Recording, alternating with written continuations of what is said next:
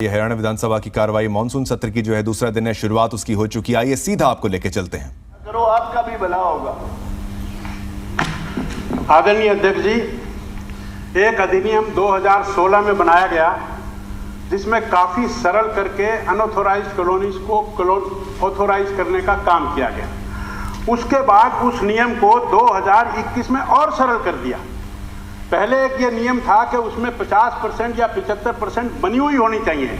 अब हमने उसको भी सरल करके और जितना मैक्सिमम उसमें काफ़ी चीज़ें हटाकर हमने जो लेटेस्ट नियम किया है और उसमें हमने अपनी तरफ से चलाकर लोगों को कहा है कि जो लोग अनऑथोराइज्ड कॉलोनी में हैं वो अप्लाई करें। उन्होंने अप्लाई किया। अप्लाई करने के बाद एक कंडीशन होती है कि वहाँ की, मैं आपके माध्यम से आदरणीय गौतम जी से प्रार्थना करूंगा कि नारनौ नलके की 12 कॉलोनियां जो इन्होंने अप्लाई करी, मैं इनसे निवेदन करूंगा कि वहाँ की पंचायत से रिजोल्यूशन पास करवा के तुरंत भिजवाएं। नगर पालिका से वहाँ से रिजोल्यूशन पास करके भिजवाएं और उसको हम तुरंत रेगुलाइज करने का काम करेंगे। हमने जो नियम है वो बहुत ज़्यादा सरल बना दिए, इससे ज़्यादा सरल नहीं हो सकते नियम। और हमें लोगों का ख्याल है, इसीलिए हमारी सरकार ने 2016 में ये नियम बनाया और अब उसको 2021 में और भी सरल बनाया।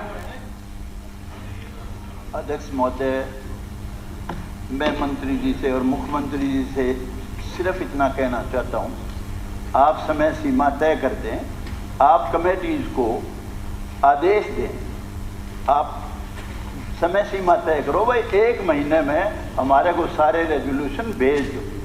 आपकी जो भी टर्म्स कंडीशन है उनको आप आदेश दे के कहो भाई ये पूरी कराओ और आप 1 महीने में भेज दो। ये कब करेंगी? ये सरकार भी 2 साल 2 महीने की रह रही है, अगली सरकार करेगी। हो सकता है आपकी आज, मैं नहीं कह रहा, लेकिन मैं ये कह रहा हूँ अगर सारी चीजें ऑनलाइन कर दोगे तो वोट भी ऑनलाइन हो जाएगा।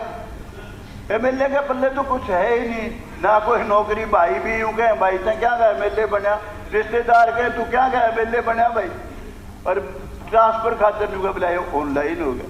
मैं ये कहता हूँ इसको सरल करो, समय सीमा तय करो। धन्यवाद। श्री सतप्रकाश जी। 22 आ गया तो answer is laid on the table. 1 minute. माननीय स्पीकर महोदय, आदरणीय अध्यक्ष जी, मैं 1 मिनट। हाँ, आदरणीय अध्यक्ष जी, हम 3 महीने का समय सभी जो डीएमसीज हैं उनको दे देंगे कि 3 महीने के अंदर ये रेजोल्यूशन वहाँ से पास करके भेजें और इसके अगले 3 महीने में हम ये कार्य करने का काम। 1 मिनट बैठ जाइए, ऐसे नहीं ऐसे नहीं। सतप्रकाश जी 22 sir, answer red on the floor. माननीय स्पीकर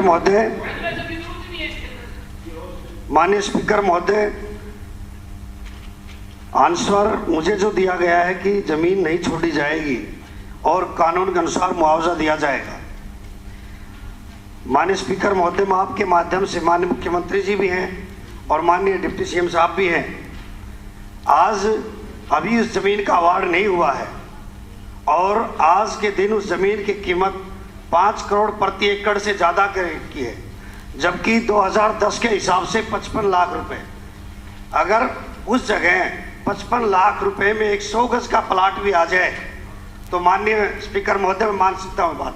हमारे वहाँ के किसानों के साथ 2011 में तत्कालीन कांग्रेस सरकार ने जो लूट मचाई थी उसका दुष्परिणाम के कारण आज हम भुगत रहे हैं, लेकिन माननीय मुख्यमंत्री जी ने पूरे हरियाणा का, पूरा प्रदेश का भला किया है। हमारे इलाके के किसानों, आफ्ताब जी बिल्कुल, क्योंकि मैं बताना चाहूँ, सुनिए आफ्ताब जी, बैठ जाओ। आफ्ताब जी सुनिए 5200 एकड़ जमीन, आफ्ताब जी बैठ जाओ। आफ्ताब जी बैठ जाइए। 5200 एकड़ जमीन 20 अप्रैल 2011 को आपने की और 2200 एकड़ छोड़ दी। 1128 एकड़ का आपने 200 करोड़ मुआवजा जमा कराया और अगले दिन 200 करोड़ वापस काट लिया। आपके पास देने के लिए पैसे तो थे नहीं। और उसके बाद ये 1810 और है, ये आपने किसको कोर्ट में उलझा दिया। आपका करा धरा है, वास्तविकता है। अब तो इसीलिए हम कह रहे हैं कि आपने कर दिया, लेकिन माननीय मुख्यमंत्री जो चीजें रिकॉर्ड की हैं वो आप सच्चाई, जो चीजें रिकॉर्ड में वो बोल रहे हैं ना, वो पूरे हाउस को, थोड़ी पूरे हाउस को नहीं, बिल्कुल ये आपदा की हमें तकलीफ है, मेरे इलाके के साथ अन्याय हुआ है और आप लोगों ने किया है, मुझे दर्द है मेरे दिल में। आपने वहां 2.5 लाख में 10-10 लाख में रॉबर्ट बेड्रा को सारी जमीनें दे दी, सारी जिसमें जीवा है उनको दे दी, लूट मचाई थी।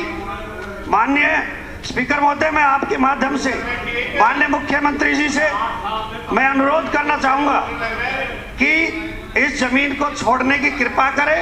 उस गांव की जमीन 4 बार पहले कांग्रेस के टाइम में एक्वायर कर चुके हैं औने पौने दाव में, और ये नोटिस भी इन्हें नहीं दिया था। मेरा अनुरोध माननीय मुख्यमंत्री जी से कि इस जमीन को छोड़ने की कृपा करें और वर्तमान जो रेट है, बाजार रेट है वहां का, उस अगर कम से कम वहां का जो रेट है, जो जरूरी है, उतनी जमीन लेकर वर्तमान बाजार रेट दे दिया जाए। मेरा यही अनुरोध आप लोगों से। माननीय अध्यक्ष जी, जैसा कि माननीय सदस्य ने 1810 एकड़ जो कासन, कुकरोड़ा और सिरावण गांव की तहसील मानेसर की जमीन की रिलीजिंग की बात की है।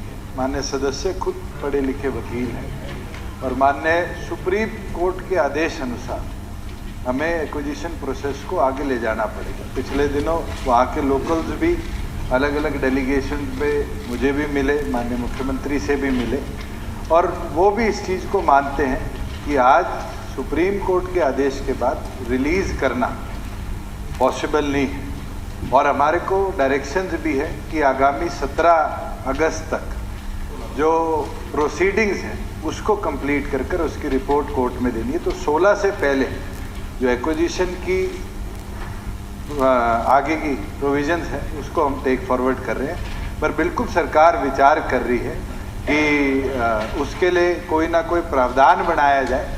जैसे माननीय सदस्य ने कहा कि उस समय जो एक्विजिशन रेट वहाँ पर था कांग्रेस के शासन में 2011 में, और जिस तरीके से एक्विजिशन करेगी वो हैपहैज़र्ड वे में थी, और बिल्कुल उसका आज के करंट मार्केट रेट में बहुत बड़ा अंतर है। तो ज़रूर मेरी और माननीय मुख्यमंत्री की भी इस पर कई बार चर्चा हुई, और मैं चाहूँगा कि एक OST स्कीम माननीय मुख्यमंत्री जी आज अनाउंस भी कर दे, जिसको हम फिर आगे टेक फॉरवर्ड कर जो नुकसान वहाँ के लोगों को इस पूरे पीरियड में हुआ, जो रिहेबिलिटेशन प्रोसेस होगा उनका, जो उनको अल्टरनेट प्लॉट्स देने हैं और देने हैं, उसके अंदर हरियाणा सरकार उनको ज़रूर उसकी भरपाई किसी ना किसी तरीके से करवाने का काम करे।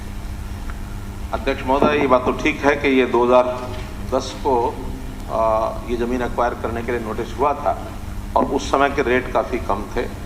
अब चूँकि वहीं के जो किसान बंधु हैं वो सुप्रीम कोर्ट में गए और सुप्रीम कोर्ट में केस चलते चलते 2020 में जाकर के ये निर्णय हुआ कि नहीं, ये ज़मीन एक्वायर होगी और उसी रेट पर होगी। उसमें काफ़ी सरकार के ऊपर उन्होंने रेस्ट्रिक्शन लगाई है। अब उसके बाद ये भी ध्यान में आ रहा है कि आज रेट्स काफ़ी ज़्यादा हो गए हैं। हम चाहते हुए भी बहुत अभी सुविधा यानी अनाउंस उसमें अवार्ड में तो नहीं कर सकते हैं, लेकिन जैसा योजना हमारी है कि हम आउस्टीज़ में जो प्लॉट उनको देना होता है उसके ऊपर हम कोई ना कोई रियायत इनको दे करके कोशिश करेंगे कि इनकी जो आज की कीमत है वो उतनी नहीं तो उसके नज़दीक कहीं ना कहीं पहुंचा सकें। इस प्रकार की एक आउस्टीज़ पॉलिसी जो है उसमें अमेंडमेंट करके उनको लाभ देने की कोशिश करेंगे।